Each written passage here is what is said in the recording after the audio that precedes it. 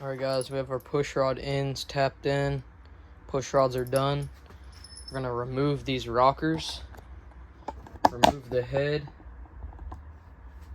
and take this engine apart.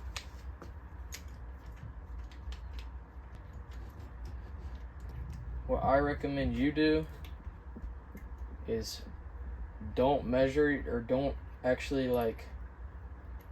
order your push rods until your engine is apart, because some websites might even sell the exact push rod you need. But alright, we're gonna take this head off and reinstall our dual valve spring, which is what actually goes in there.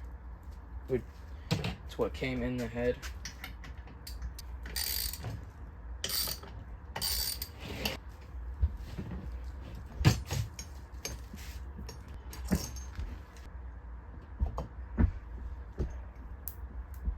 Go ahead and get our spring compressor again. Alright, so we have our dual valve spring reinstalled. We're not going to need to use the head anytime soon. So now we're going to bust open this side cover and get into this engine. So we're going to go ahead and pop this side cover off now, see what everything in here looks like, so that we can take our piston and rod out and swap our pistons.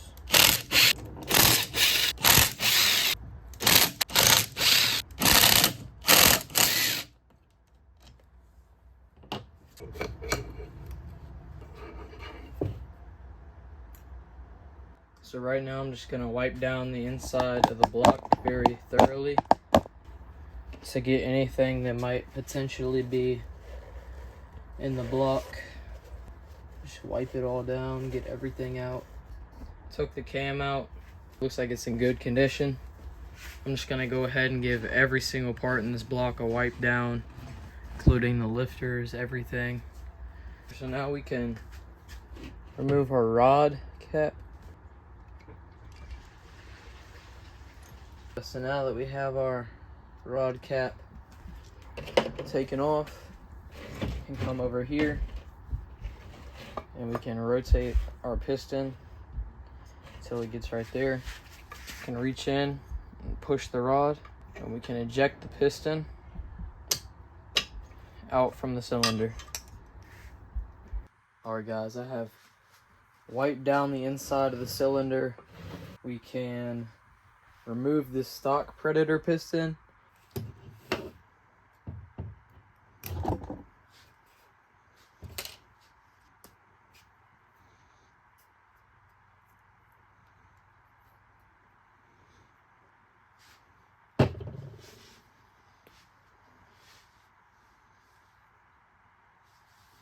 Alright guys, so things did not go as planned. I just realized once I unboxed that piston kit, the wrist pin would not fit my rod. So I shipped that back and just went ahead and ordered.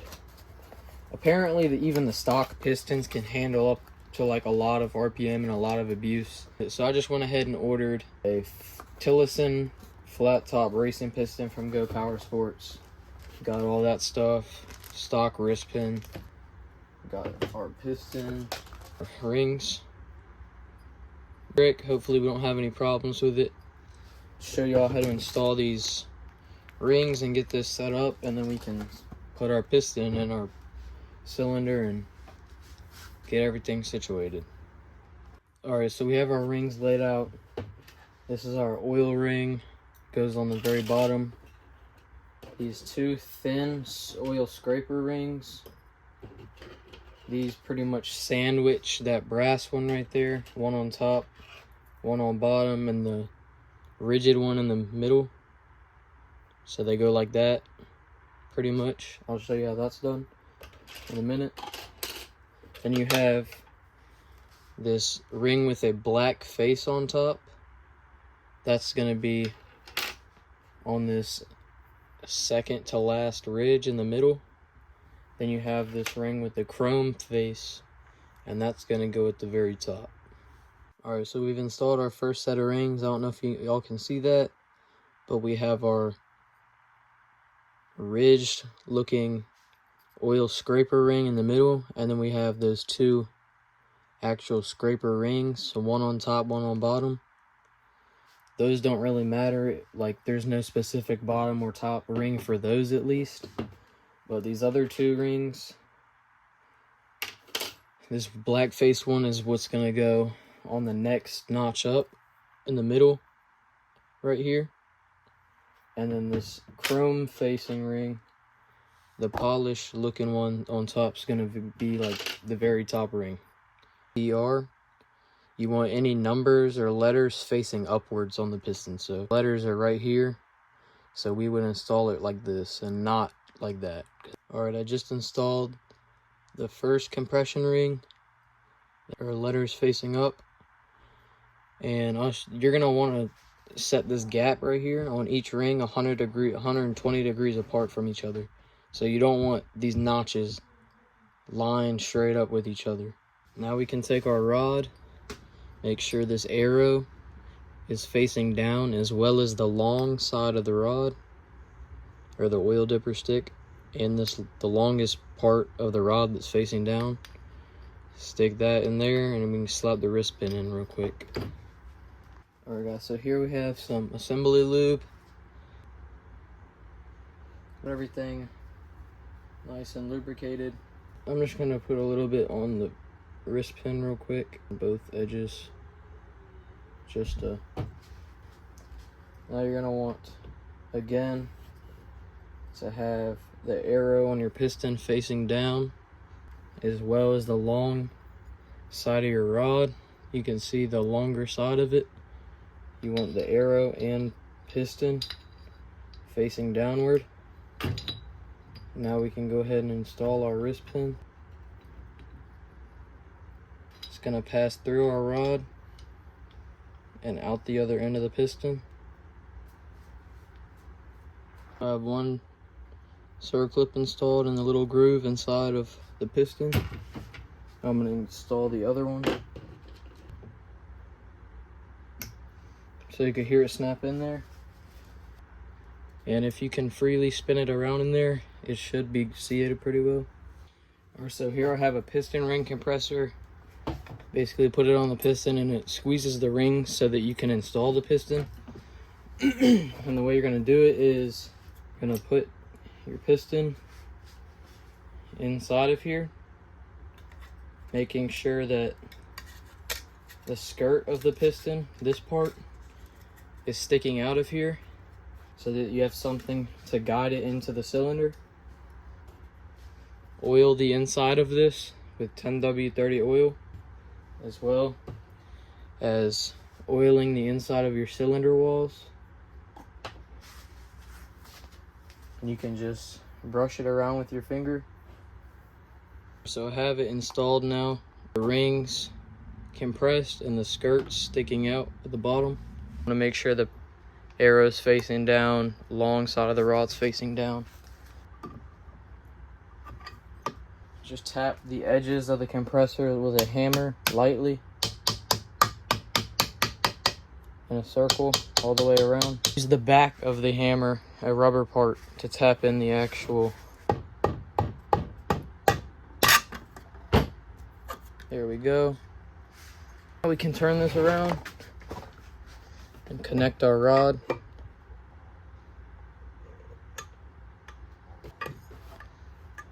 And now we can go ahead and connect our rod cap. You're going to want to dip your rod bolts in some oil. You don't want to put these in dry. And then we can get to torquing them down. Alright, now we can torque down our rod cap using this 1/4 inch-pound torque wrench. 1/4 inch 12-point socket with a 1/4 inch drive. So you're going to start at 60 inch-pounds and swap bolt to bolt and go up 20 inch-pounds at a time until you reach 170 or 170 inch-pounds.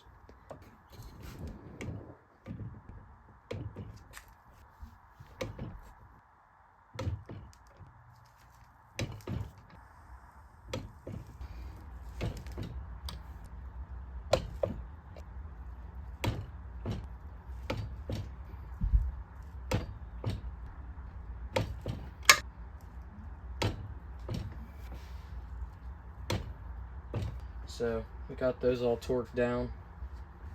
Alright, so right now I just have 2 head bolts diagonally. They're not even like torqued down, they're just finger tight, so it gives me some stability to torque these rockers down. 20 foot-pounds on the mounting bolts, like the ones in the middle right here. So we're gonna, and it says to switch back and forth till you reach 20, little by little. So I'm just gonna start, I'm gonna go by 5, just 5, 10, 15, 20 foot-pounds. Once we reach 20 foot-pounds, we're good. Also said that they recommend us use blue Loctite on the threads, which is probably a good idea. So I'm gonna go get that real quick.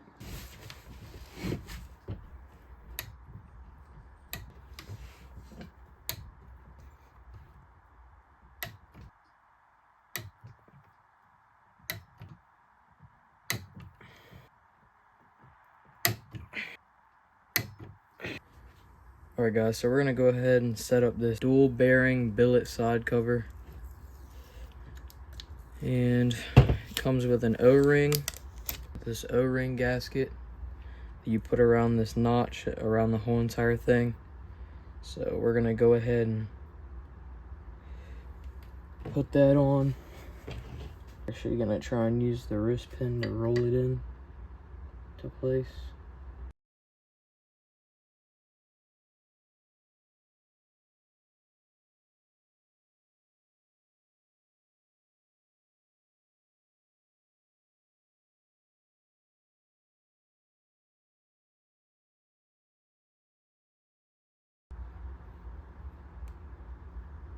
And then we're actually gonna use a razor blade to cut this excess off. We're gonna try and be precise about this. That worked perfect. Tiny little crack. I don't even think it's a feeler gauge worth. But as y'all can see, got that gasket going around the whole entire thing.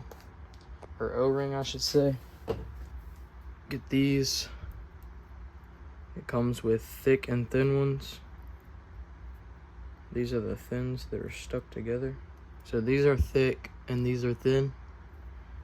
So I'm gonna start with a thick and a thin. And you put them over top of your crankshaft over here. And they go up against the crankshaft gear on the inside. But right up against it. So now you can torque down your side cover. And once you torque that down, you're gonna see how much this moves in and out. This little bearing seal goes on the outside of this. It's a little hard to get on. Of a hammer, gently. Gonna put these dowel pins in.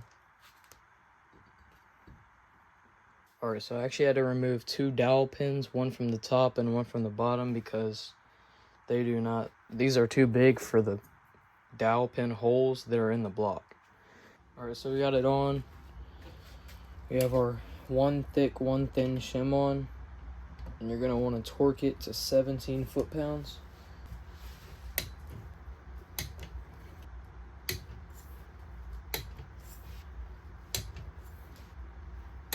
Get the 17 foot-pounds. Move your crankshaft back and forth to check the in-play.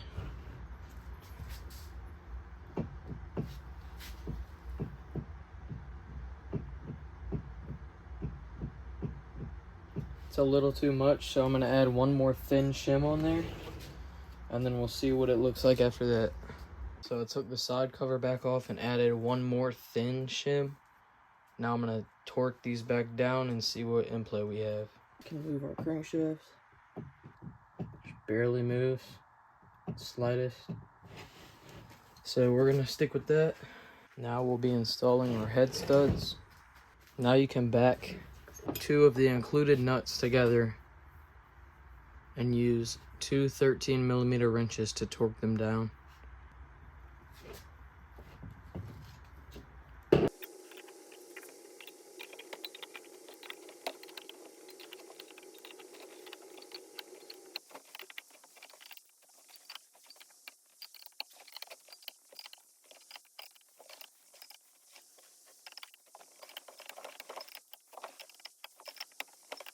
Alright, we have both sets of head studs in. We have this fire ring gasket, 60 thousandths, I think. Prevent a blown head gasket. So we don't want that. So we're gonna slide that on our head studs. And then slide our head on and torque this thing down, and this build will be finished pretty much. Can't wait to see what kind of power this thing puts down. The bigger intake and bigger valves and all that. Can torque down our head bolt nut to 20 foot-pounds. Alright, so now we're going to torque these head stud bolts down to 20 foot-pounds.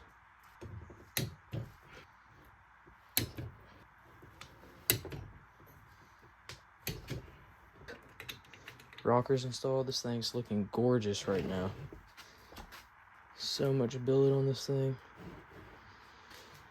Gonna be running a clear valve cover today, so you're gonna be really see that red pop on top of this polished stuff or billet. So yeah, this thing's gonna look real nice once we're done with it. Surprisingly enough, almost forgot to put the lash caps on.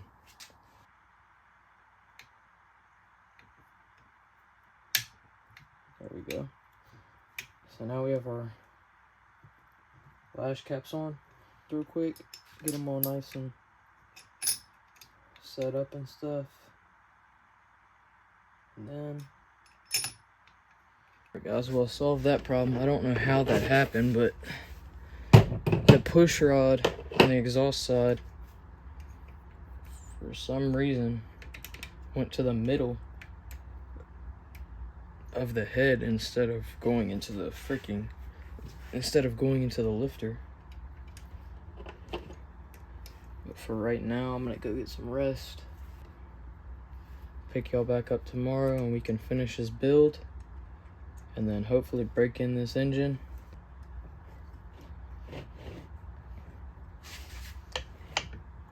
And yeah, this thing's looking nice. I'm gonna go get some rest. And I'll pick y'all back up tomorrow when we can finish this build and break this engine in.